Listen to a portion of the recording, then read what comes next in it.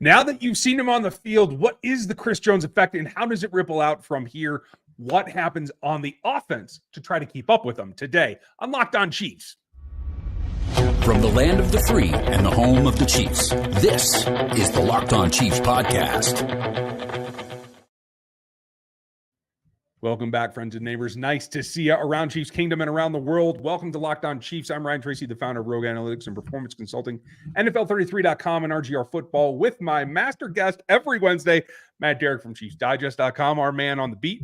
Thanks for making us your first listen. Check out the next Locked On show for your next one, because there's information all over this, including those Chicago Bears that are coming up and we're going to talk about later in the show. We're free on every publication you can find, whether it's here on YouTube where you can like, sub, and hit the bell, or on the audio platforms like Spotify and Apple, all the good stuff. You can get them for free 5 days a week, because that's where we're here for you every single day. You every dayers know that, and you can get a little bit more information and breaking news on our text line at 816-357-8781. We're going to cover a lot. What are they going to do about the Bears? That's coming up later in the show. Where does this offense need to get to so they can keep up with this Chris Jones now led defense? And Matt, just a couple days removed from this ball game, I'm feeling more and more like, wow, that really did amp up the performance. But this was a pretty good defense in its base. What's the ceiling now for you looking at this defensive unit in Kansas City? Well, I mean, this defense talked all during the preseason and the training camp, and even go back to the offseason, about goals of being a top 10 defense. And I think you're now seeing that that's a legitimate goal. I mean, if we had any questions about whether or not that was something that this defense could achieve, I think we're seeing that's a distinct possibility. I think it's certainly showing more depth than maybe we thought in a couple of places. Because remember, I mean, now they've gone through 2 games and you've only had Chris Jones out there for roughly 25% of your snaps. You've missed Nick Bolton for a little bit of this game against the Jaguars and didn't miss a beat. That was a good thing for this defense to see. The cornerbacks that maybe you had some questions about, because that there were some questionable performances in the preseason and the training camp, have been very solid to this point. There's a lot to like. So what's the ceiling? I mean, can this be better than a top 10 defense? Can it be top 5, top 3? I mean, we'll see. I mean, I at this point, I don't think there's any doubt. I mean, that this defense is ahead of where most critics thought it could be. Are they where Steve Spagnuolo thinks they could be? I mean, I think Steve will probably say, hey, he's proud of his guys and he always thought that they had this in them. But I think they're going to be ahead of even his expectations through the first 2 weeks. So, I mean, I think there's a pretty high ceiling where this defense can go, as long as, they stay reasonably healthy. I feel like that too. And I just want to point out that it is dependent. Like we talked about the linebackers post game and what an improvement they've made, right? And as a unit, what that second level is. And we always talk about the young DBs as a group, but it's this front four that gets the Chris Jones effect, I think, first, and we feel it the most there. Got 24 pressures against the Jaguars. That's a step up that I think you can be proud of no matter who it is, but it's kind of coming from all over. And it feels to me like what was good just got a little bit of a boost. If you agree with that, who stands out to you the most that can help lead this to the next evolution once they get a Menahue back and on down the line for this season? Yeah, that's the thing. I mean, is that I think there's potential everywhere, because, we'll see how teams defend this defense going forward a little bit. I mean, there will be making some adjustments, and obviously Chris Jones will continue to get more and more attention. And if that's the case and teams do key on Chris more and more, then clearly you need guys like Karlaftis and Dana to step up. I mean, they absolutely on the edges need to be able to show that they can be consistent pass rushing threats. And I think you're seeing that. I mean, I think you're seeing both those guys. This is a key development year for both those players. I mean, with Mike, it's a contract year. So you normally expect a player's best performance in that season. And for Karlaftis, it's year 2. I mean, and that's where you're expecting the big leap. And, so, I mean, through 2 games, I mean, I think Mike Dana's been everything that you could hope for. He has had, I thought, a really strong performance through 2 games. I mean, I think he's on pace, for double-digit sacks. I mean, that's impressive. I mean, that would get him a big payday if he can get into that category. And Karlaftis, I think, has been fine too. It's going to be the other guys outside. I mean, the Chiefs, I don't think, based on at least what we saw against Jacksonville, aren't going to have to do as many, out of the box things as maybe they did against Detroit to get some pressure, because against Detroit, they did a lot of blitzing. I mean, 40% of the time they were blitzing. They weren't doing that as much against Trevor Lawrence. And I mean, and that's a key reason, because you got Chris Jones. And so they can, but I think that that's also a benefit of that. They have shown that they can get after the quarterback multiple ways. So this is not a one-dimensional or a two-dimensional pass rush. They can come at you from a lot of different directions. And that is going to be key, because when you're facing, I'll say more elite quarterbacks, because I'm one of those skeptics of Trevor Lawrence. I mean, I acknowledge he's a good quarterback. I just don't know he's great. You're going to face better quarterbacks than Trevor Lawrence. And when you do, I mean, now I think you've got multiple ways to go at them, and that's what you have to have. Well, and I think the evolution there is what I'm focused on too. When you take a step back, not just from the pressures that they produced, but how they produced them and in what kind of frequency. Certainly, there's some outliers here. The DBs are going to get pressure on a higher percentage because of the situation that they're in, right? So Trent McDuffie was second behind Chris Jones this week in win percentage, because he only got blitzed a couple of times and he had a 28.6 win rate. Okay, that's great. But when you take a step back further from that, you expect the edge rushers to be prevalent in there. What I didn't expect is I saw two linebackers, one who was actually blitzing from behind the line of scrimmage in Nick Bolton. But the really intriguing one is that you had 40 pass rush snaps from George Karlaftis. You had 29 from Chris Jones. They produced 5 and 6 pressures, respectively. Next comes Leo Chanel, who got 4 pressures on just 8 pass rush snaps in that overhang position. They tried that with Willie Gay as well. Willie didn't do quite as well. Clearly, we know that Leo Chanel has a little bit of that in his bag.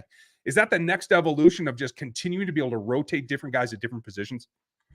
Yeah, and and we've talked about Leo in that position before. I mean, I think we both have loved to see him in that spot, and you can see why he can be a success at that. I mean, there's no doubt about it, and that's the benefit to the way that Steve Spagnuolo works with his coaches to develop blitzes, because he can bring them from any direction. And I think that's one thing with this team in particular, that compared to his defenses in the past, where I think that all 11 guys on the field, for the most part, can blitz at any particular time and do it effectively. It's not just a handful. It's not like just L'Jarius Sneed can blitz. Everybody can. And, and that, I don't know if that was always the case. I mean, and now you got even guys like Chamari Connor coming in who, show that kind of capability off the bench to come in and do it.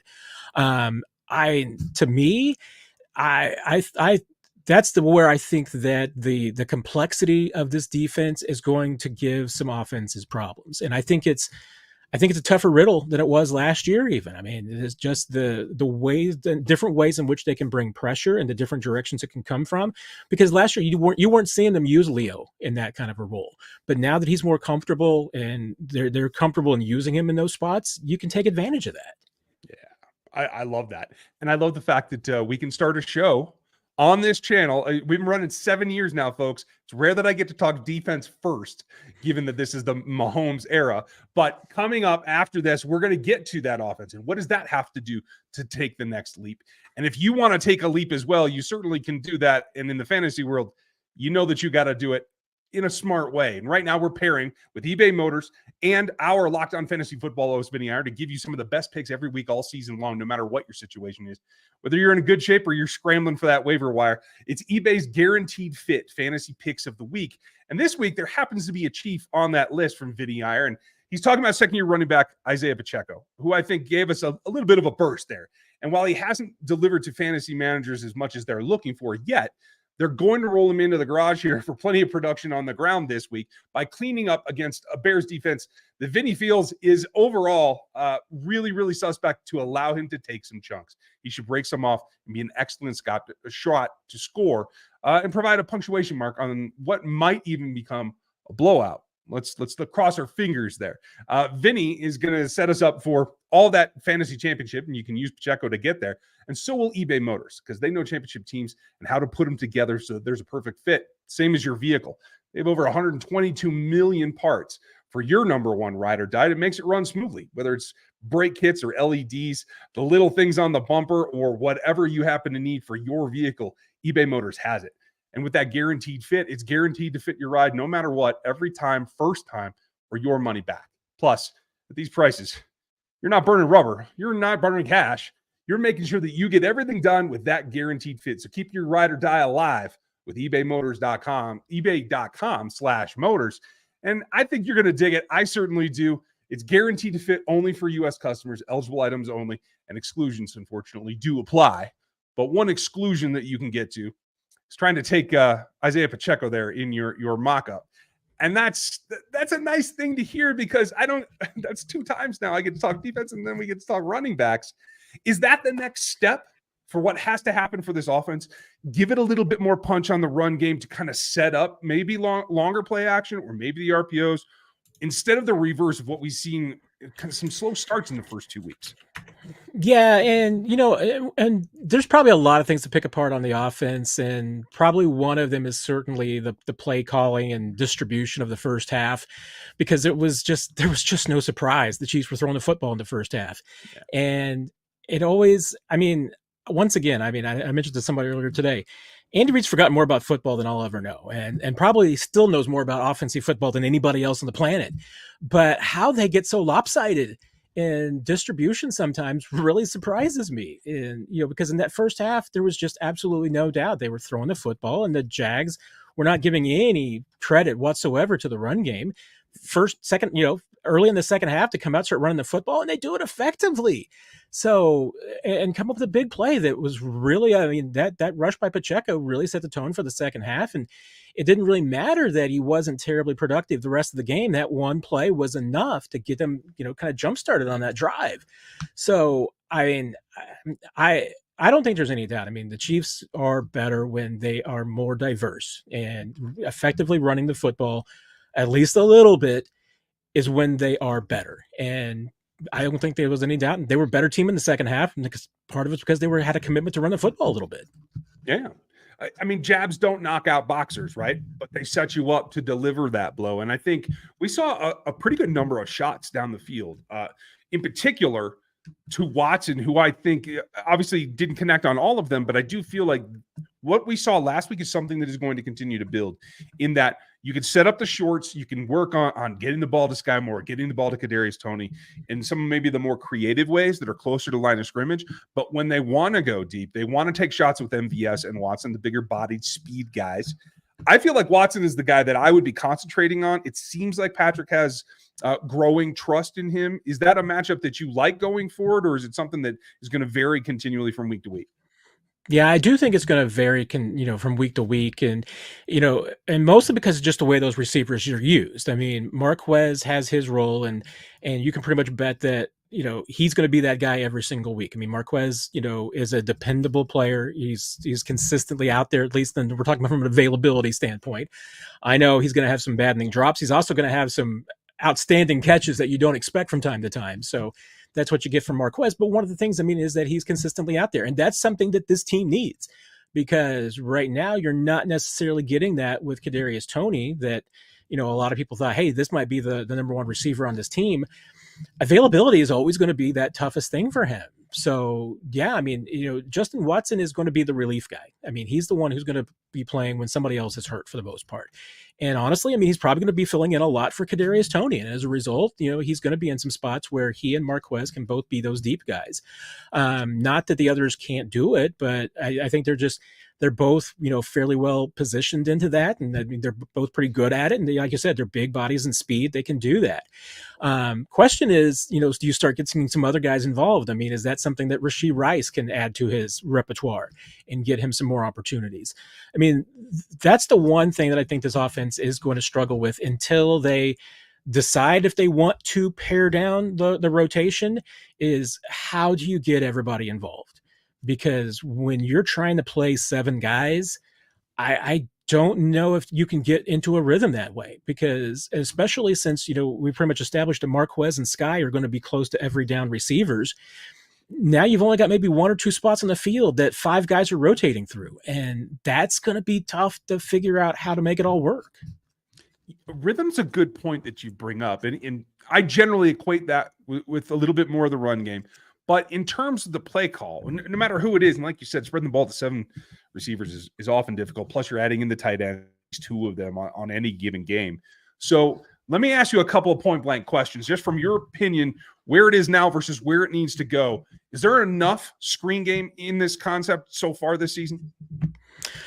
That's a really good question. And, and especially because, Andy Reid is the king of the screen game. I mean, there's nobody who lines it up better than he does. And I don't know. I mean, we saw a lot of it still in training camp. So I think that it's in there. I don't necessarily think that we've seen as much of it in the first 2 weeks as we normally probably will. Maybe it's still something that they're working on, because remember too, that's the other part of the screen game, is that it's heavily contingent on your offensive line having everything down, and having both your new tackles into that as well is certainly a factor. So is that something where, they just still don't know if they have the timing down with the tackles to be as comfortable as they usually are in the screen game? Is it because, McKinnon is one of those guys, and they throw a lot of tight end screens, and Kelce has been dinged up. So are they just getting away from it from a personnel standpoint? Maybe.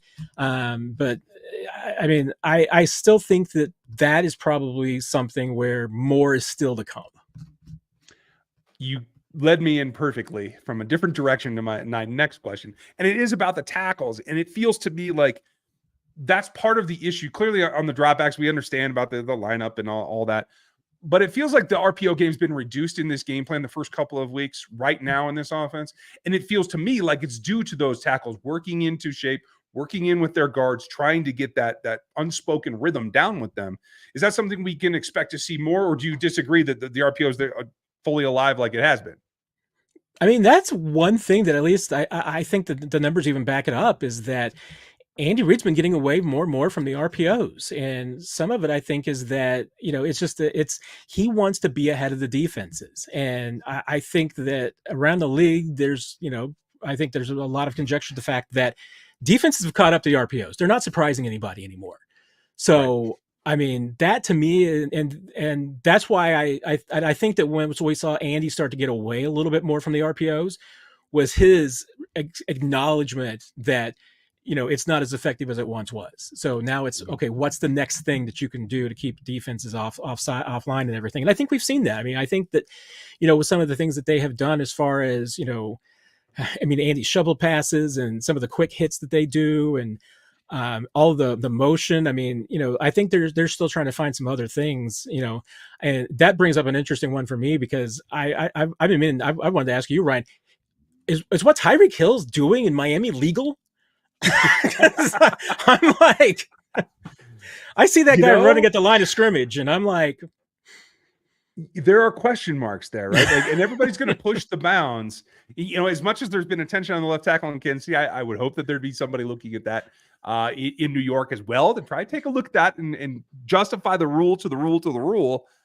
Let's see what happens there, because I think there's enough focus to go around the league a little bit. But I want to talk about the focus on the Chicago Bears and where they're going next. We're going to do that in just a second, because right now, what we need to be focused on is how you can get in the action with, I think, the easiest way, and honestly, probably the most fun way to make your fantasy picks and get into that action right now. And that's over at PrizePicks, because they make things super, super simple. It's the independently owned, largest daily fantasy sports platform in America.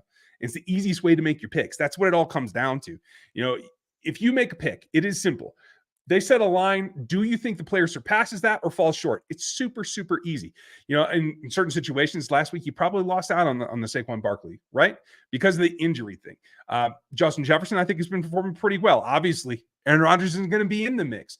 For me, it's always about what's Patrick going to throw, and we kind of come down to that every single week. So you pick whether he surpasses their number or he doesn't. You can get up to 25 times your money this football season by making those two picks. And it takes less than 60 seconds. For me, that's the big plus, because I don't have a lot of time. If I want to get in the action, I want to be able to do it, move on, get to the next show, get to the next thing that I need to research, talk with Matt a little bit more. It all comes in together. You can do that too. Just go over to prizepicks.com/LockedOnNFL and use our code LockedOnNFL for your first deposit, and they'll match it up to $100. It's super, super simple. Just go to prizepicks.com/lockedon and use our code LockedOnNFL. It's down here below me. And you can get that deposit matched up to $100. It's going to be a lot of fun. I think you guys are going to dig it. Daily fantasy sports made easy with PrizePicks. We're going to get Matt's expectations on which prizes to pick here pretty certainly, because this is a game that feels like it's being slept on right now. There's an athletic quarterback in Chicago. There's a couple of interesting pieces. There's a defense that is kind of hit or miss. Bottom line, how do the Chiefs stay frosty against a Chicago Bears team that everyone wants to underestimate right now? Yeah, you're right about that one. I mean, I am probably sleeping a little bit on this Bears team too, because I'm looking at through the first 2 weeks and thinking this is a team the Chiefs should handle pretty easily. I mean, they don't play very good defense. The offense is fairly pedestrian. They don't do anything really explosive. They make a lot of mistakes. I mean, this to me is a real opportunity. As long as you don't let Fields, bust anything and break out and do anything outside the pocket, or get downfield, use his legs. I mean, as long as you don't let him beat you that way, I mean, this is a team that you should be able to contain. I think once again, I mean, this is probably going to be another game that's going to be dependent on the defense. And I'm expecting the offense to break out of its rut at some point. And when it does, we won't have any more questions. But until the offense has one of those breakout games, I'm going to have to assume that they're in this kind of feeling it out point. And, I asked Andy Reid this week, if he thought that sometimes it takes time to figure out what he has offensively with the rotation. And he kind of gave me a little smile and then was like, no, I know what we got. It's just a matter of these guys executing and not making mistakes. So, there's no concern from Andy Reid offensively about what they have. He just wants guys that aren't making dumb penalties and aren't committing turnovers and not dropping the football. And if they do that, I mean, we know this is the team that's going to put up 30 points every week. But until then, they need to ride this defense as far as they can. I think I agree with that pretty wholeheartedly. I see this as a possible opportunity, not just to get right and take advantage of a team that isn't as well put together as you would hope. But for me, particularly on the offensive tackle side, when you're facing Yannick Ngakoue, is going to be their premier pass rusher right here. I feel like despite his propensity and his athleticism, he's gotten kind of this vagabond kind of reputation, and I don't know if he's really up to the task. So for a pair of tackles that have been mixing in, trying to adapt, is this a get right game for those guys in particular, or you still need to be wary of what they're going to bring in the pass rush? Yeah, I mean, I think it is a get well game. I mean, Ngakoue is right now, I mean, really the only, threat from a pass rushing standpoint that you got to worry about. And yeah, I mean, consistency is an issue with him. So this is a game that Donovan Smith and Jawan Taylor should be able to feast. I mean, you should be able to leave them on the edge and them take care of everything. You don't need to provide them any help. And this is a game that honestly, Jawan Taylor should probably be able to play fairly straight up and not have to worry about cheating too much or getting an extra step. I mean, Ngakoue is going to be the best that he can handle. He's faced tougher edge rushers in the last 2 weeks. So to me, if I'm Jawan Taylor, this is the week, don't worry about your alignment. Just play it straight up. It's hard to tell him to take it easy off the ball, because the way that his mind operates and the way that his football body operates is that he works off the cadence of the quarterback, and he wants to get that quick start. And hey, when the officials are watching you, being simultaneous to the snap can sometimes look like you're early. And, I think he got flagged at least once for that on Sunday. So it's hard. And I think Andy was even, really having a hard time with it too, of how do you tell a tackle to slow down? But Jawan kind of needs to do that. And this is a week that if he can get that, out of his system, not have a week where he doesn't have to worry too much about the responsibility, just, play really ABC football from the right tackle spot and not trying to do anything exotic. I mean, that can be maybe the good game that he needs to get in his head to move forward. Well, and I hope that sets up the rest of the offense too, because this is a linebacker core in Chicago that last week gave up 11 receptions on 12 targets. This seems like a step forward. Travis Kelce, who I don't think was 100% in that last ball game, but was certainly out there giving it the effort. We know that he's been kind of salty. Okay, that's fine. This feels like an opportunity for him to, as long as he's feeling healthy. I don't know what he's going to practice-wise here, but I feel like this is a step forward for him and an opponent that he can take advantage of. Do you see it that way as well? Yeah, it could very well be, and that's really the tough thing with Kelce is just, you're going to be fighting his instinct to play as much as he wants, and you're going to be fighting the instinct to use him because he's still your best weapon. But at the same time, he is not going to be the effective Travis Kelce that he is until that knee is as close to 100% as it can get. I mean, reality of it is it probably won't be 100% this season. I mean, the only thing I think you can really hope is that maybe you get by the bye week and then, he can get some more time to rest it up. And then after that, you're feeling better. But right now, I mean, you're probably still looking at being something that he needs to be limited in practice. Take it easy on him throughout the week. Let him save it up for game day. But how much was Travis Kelce on Sunday against the Jaguars? I mean, he gave 100% effort, so nobody's questioning that. But was he 70% of his usual self? Maybe. I mean, because that's a nasty injury he's dealing with. That's a painful one to come through. So that's the only thing. I mean, this is an opportunity that if the Chiefs wanted to go light on Kelce this week, they can, and I wouldn't blame him for doing it. Yeah, I would like to see them reduce that snap count, get him a few passes, move the chains when they have to. Hopefully the rest of the offense can pick up the slack. I know it's early in the week for you, but do you have a feeling of the way this game can go? Yeah, I promised myself I wasn't going to take the Chiefs by double digits until they actually proved to me that they could win a game by double digits. But then, you look at the schedule and you look at what the Bears are doing, and it's like, I mean, if they do not win this game comfortably, I'm going to have some concerns on one side of the ball or the other.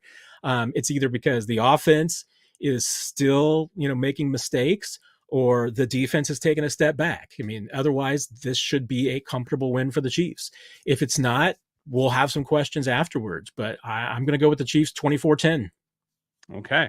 I like where your head's at. You guys are going to hear my prediction on Friday along with Chris. We're going to be back tomorrow looking at the Bears. Lauren Cox is going to join us. You guys don't want to miss that because the truth is the truth is the truth, and he knows it. Matt, thank you for your time. Everyone go check out ChiefsDigest.com and go sub at the YouTube channel for Chiefs Digest as well, because you get that content as well. So, Matt, thanks for your time. We appreciate you. Appreciate you, Ryan. Appreciate everybody out there. Have a good one, folks. We'll be back with you tomorrow, and we'll get going towards that Chicago Bears game. I hope you had a good one. Thanks for being with us today. We'll talk to you tomorrow.